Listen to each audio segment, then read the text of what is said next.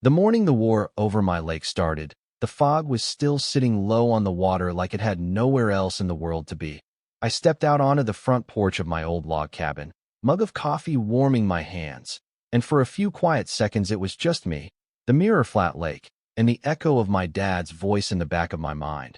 Then I heard it, the sharp, irritated crunch of tires on gravel from a car that didn't belong here. A white luxury SUV rolled to a stop like it was too good for my dusty driveway. The door flew open and out stepped this woman, maybe late 40s, hair sprayed into submission, heels on a lakeside road like she'd taken a wrong turn out of a country club, oversized sunglasses, posture that screamed boardroom, not shoreline. She marched right down my dock like it was a runway she owned and looked up at my cabin like it personally offended her. "You own this place?" she snapped. No introduction, no good morning, just entitlement in a blouse. I set my mug on the railing and nodded. "Yeah, I do, and you are?" She lifted her chin. "I'm Camilla Hart, president of the Silvercrest Shores HOA. She said it like she expected applause. "And we've decided your cabin doesn't fit the aesthetic standards of our community. We're prepared to offer you $50,000 to remove it and clean up the shoreline. That's generous. You should take it." I almost laughed out loud. 50 grand wouldn't even cover the taxes and insurance I pay on this place in a few years, let alone the land, the structure, the history, or the fact that the glass still water behind her, the entire body of it, legally belongs to one person, and that person is me. But I didn't say that. Not yet. I just looked her in the sunglasses and said, calm as I could, "No, ma'am, this cabin isn't for sale, not for 50,000, not for 50 million. This is family land. And you're standing on it." Her face flushed a shade of angry red I've only seen on expensive lipstick and bad sunburns. "You don't understand how this works," Camilla hissed. "The Silvercrest Shores Homeowners Association sets the rules around this lake. If you don't sell, we can fine you, block your road access, freeze you out of community utilities. We can make this very, very unpleasant." I tilted my head, took a slow breath, felt that old stubborn streak I inherited from my father settle into my bones. "Ma'am," I asked, "do you even know who owns Silvercrest Lake?" She flicked her hand like she was batting away a fly. "The lake is under HOA jurisdiction," she said, "and we've got big plans for this shoreline. A newer, more modern look. Your shack is in the way of progress." That was the moment I decided. Instead of just shutting her down, I was going to let her talk, let her brag, let her dig the hole deep enough that when I finally showed her where she was standing, the drop would hurt. I stepped off the porch, boots crunching in the gravel, walked right past her SUV and stood where the cabin, the dock, and the lake were all in my peripheral vision. "This cabin stays," I said quietly, "and you're not going to bully me off land my father built with his own hands. You'll regret this," she spat, heels clicking angrily as she stormed back to her SUV. "You have no idea who you're up against." She slammed the door so hard my porch windows rattled, spun the tires, and shot back up the drive, leaving a curtain of dust hanging in the morning air. I watched her go, then turned back to the lake, the mist lifting just enough to show the far shoreline, the one I also own, and I couldn't help but smile, because she was right about one thing. She had no idea who she was up against. My dad, Martin Cole, bought this land back in the early 60s, when Silvercrest Lake was just a flooded valley with a muddy boat ramp and a handful of rough fishing shacks. He was a carpenter with calloused hands, not a rich man, but stubborn, the kind of man who believed in building things that outlast you. I grew up watching him haul lumber out here in an old pickup, watched him frame these walls beam by beam, heard him say, over and over, "This place will outlive both of us, kid, if you take care of it." What Camilla and her little HOA kingdom never bothered to learn is that when my father bought this property, he didn't just buy the patch where the cabin stands. He bought the original development rights to the entire lake basin, the title that later got split and leased and parceled. But the controlling interest, the water rights, the lake itself, stayed with our family, and when he died, it all dropped into my lap: cabin, land, and ownership of Silvercrest Lake from one rock wall to the other. They built their subdivision decades later, shiny mailboxes and manicured lawns and committee meetings about what color your front door is allowed to be. The Silvercrest Shores HOA grew like ivy, wrapping itself around everything it could touch. Everything except the one piece of this place it never legally reached, the water and the old parcel my dad staked out. The one they drove down onto when Camilla parked her SUV on my gravel.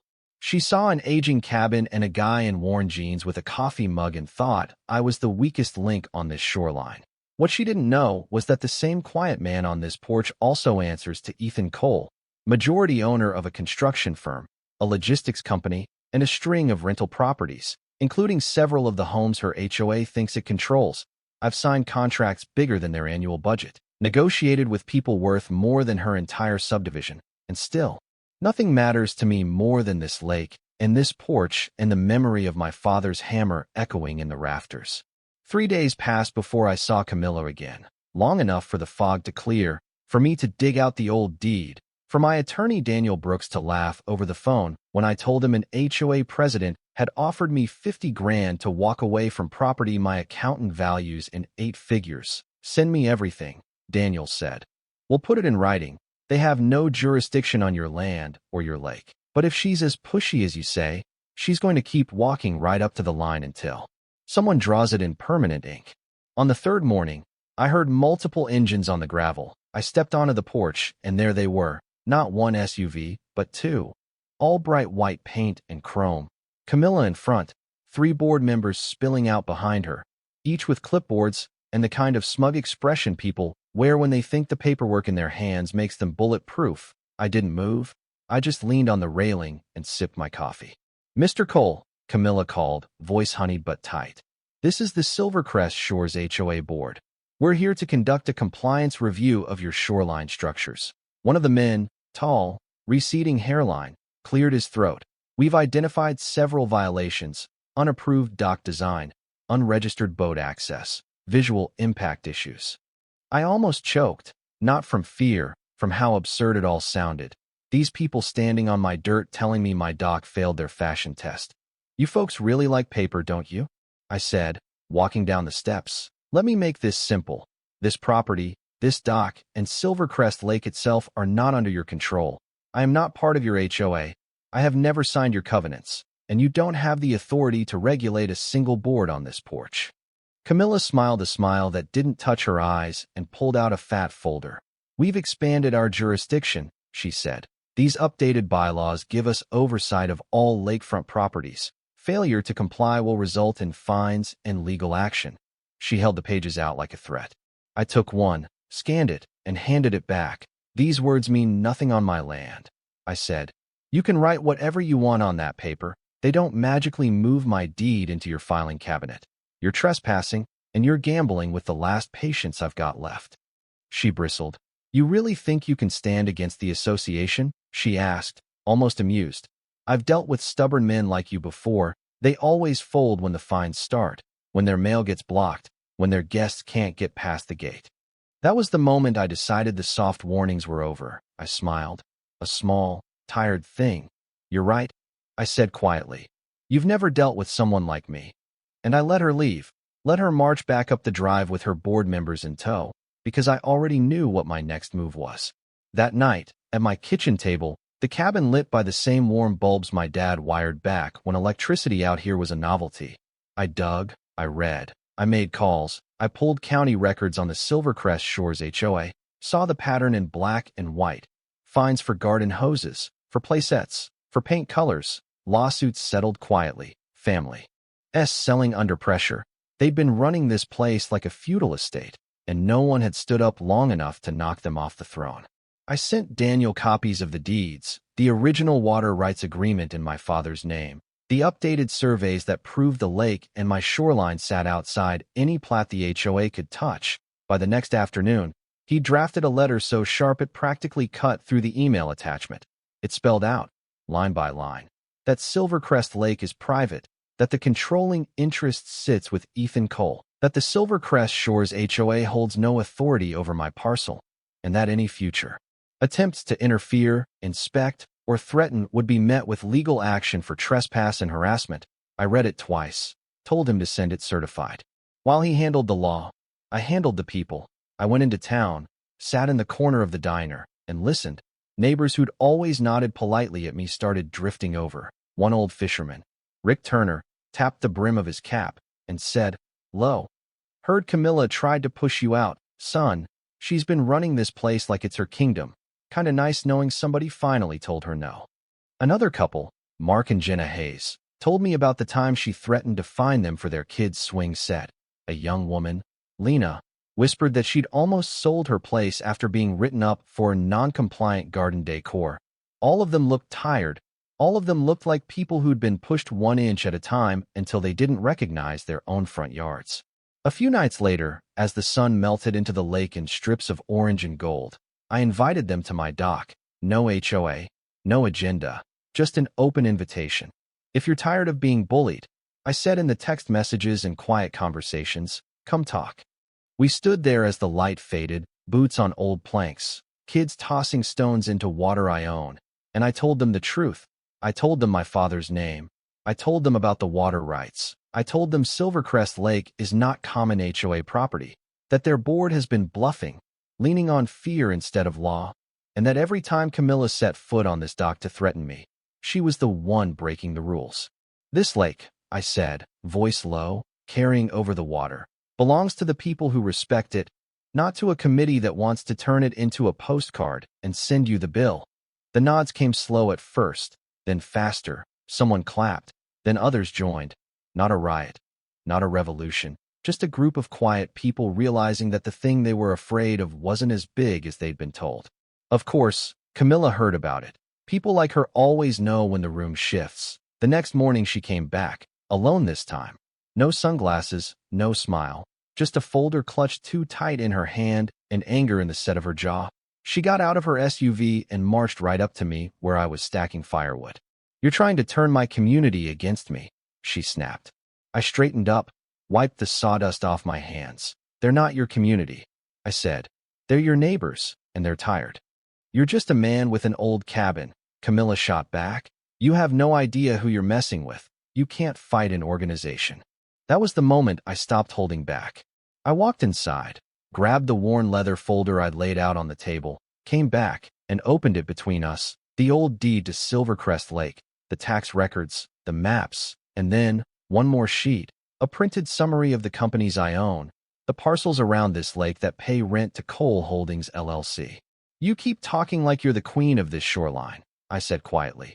"But here's the truth. Camilla, I own this cabin. I own this dock. I own half the houses your HOA pretends to boss around. And I own the lake your title has been name-dropping in every meeting." I tapped the notarized seal. "You've been threatening people with fines on property you don't even have the right to set foot on without permission." Her hands trembled as she scanned the papers. Her mouth opened, but no words came. So I kept going. "I'm not some broke recluse clinging to an old shack. I've built businesses from nothing.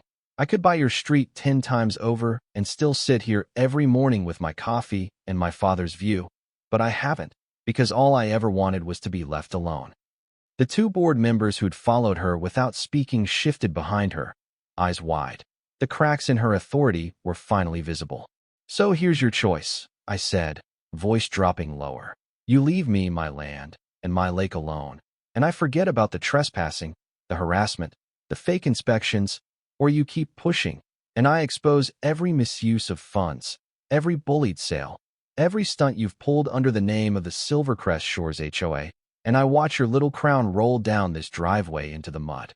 For the first time since she drove onto my property, Camilla Hart, president of the Silvercrest Shores HOA, had nothing to say. She shoved the papers back into my chest, muttered, "This isn't over," without even convincing herself, and walked away, heels slipping in the gravel. In truth, it was already over. She just hadn't caught up to it yet.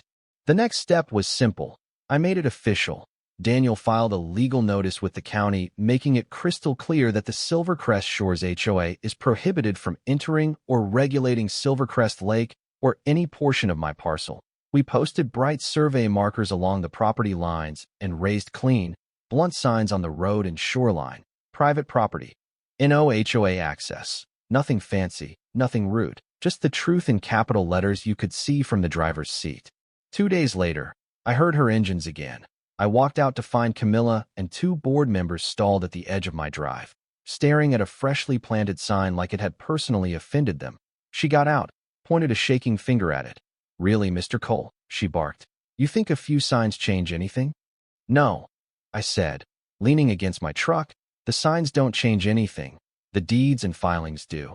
The signs are just there to make sure you can't say you didn't know. If you cross that line now, you're not just rude, you're criminal.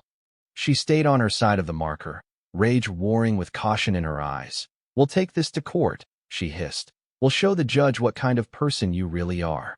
Please do, I said, almost kindly. I'd love to hand a judge a binder with your spending records, the fines you slapped on kids' swing sets, the families you pushed to sell at a loss, the shoreline projects you build the community for while steering contracts to your friends. I held up a thick manila envelope. And if your own board doesn't like the sound of that, they're welcome to read the copies I've already shared. She flinched like I'd slapped her, because the truth is, while she was busy trying to scare me with bylaws, I'd been talking to the people she thought she ruled, and enough of them were ready to admit they were done being ruled at all. The emergency meeting happened in their clubhouse, not on my land. I didn't need to be there. I didn't need a front row seat to her downfall. I just needed to sit on my porch and listen to the faint hum of voices across the water. Later, Rick Turner came by, grinning like a man who'd just watched a thunderstorm finally break. She resigned in an email, he said. Blamed stress, said she needed to step back and focus on her personal life. Board accepted it in about 10 seconds flat. Can't imagine why. Word spread fast that Camilla Hart was out as president of the Silvercrest Shores HOA. Within weeks, a for sale sign went up in front of her big, perfect house. I heard she moved out of state, complaining about ungrateful neighbors all the way to the highway. I didn't celebrate. There were no fireworks, just a long, quiet exhale I'd been holding since the morning she clicked across my dock like she owned the lake. In the aftermath, the board asked if I'd sit in on a few meetings, not as a member. I made that clear. I don't let anyone vote on my land, but as someone who could help untangle what she'd left behind. We trimmed back the most ridiculous rules, killed the fine for kids' toys in the yard, loosened paint restrictions, rewrote language, so community standards meant safety and basic upkeep, not one woman's taste. One evening, we sat around a small fire pit near the shore, Rick, Mark, and Jenna, a couple of younger families, their kids roasting marshmallows while the sky slid from blue to deep indigo. Someone asked me how I stayed so calm when she threatened me, when she marched down here with her clipboards and contractors and hollow power.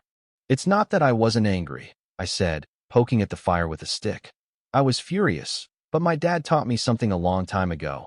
If you give bullies your fear, you're doing half their work for them. Sometimes the most powerful thing you can do is stand still, say no, and let the truth pile up behind you like a wall they can't climb. You didn't just stand still, Rick said, chuckling. You leveled the whole fortress. I shrugged, staring out at the darkening water. I just protected what was already mine. A week later, I sat on the same dock with my son, Liam, the way my father used to sit with me, our lines in the water, the late sun soft on our backs, the cabin at our shoulders like a quiet, steady witness. After a while he asked, Dad, is it really all ours, the whole lake? I smiled, followed his gaze across the wide, calm stretch of Silvercrest Lake. Yeah, kiddo, it is, legally. It's ours, but more important than owning it is taking care of it, keeping it safe from people who see it as leverage instead of a living place, from people who think rules and money are more important than respect. Like that lady you told me about, he asked. Exactly like her, I said. She thought everything had a price, that she could wave paper and make folks forget what they already knew in their bones. But some things don't go up for auction, not cabins built by your grandfather, not water he signed his name on before her subdivision was even a sketch, not the piece I came up here to find. We sat there until the sky went purple and the first stars poked through, and for the first time in a long time, the quiet felt clean again. No engines on gravel, no heels on the dock, no hollow threats about fines, just the slow breathing of a lake that finally belonged to itself again. That's the story of how one entitled HOA president tried to bully a man off land she never owned, and how it backfired when she found out the old cabin guy wasn't just the owner of a porch and a dock, but the owner of the entire lake and more resources than she could imagine. It's about legacy, about a father's hammer echoing decades later, about neighbors remembering they don't have to live scared, and about the kind of revenge that doesn't need shouting, just paperwork, patience, and a line. in the dirt you refuse to cross. Now I'm curious about you. If you've ever had to stand your ground against an HOA, a neighbor, or anyone who thought they had the right to decide what your home is worth, what you're worth, tell me your story. Tell me where you're watching from and what time it is there. And if you like seeing bullies, bad boards, and overreaching Karens get exactly what they've earned, stick around, hit subscribe, because out here on Silvercrest Lake, this wasn't the first battle for justice I've seen, and it sure won't be the last.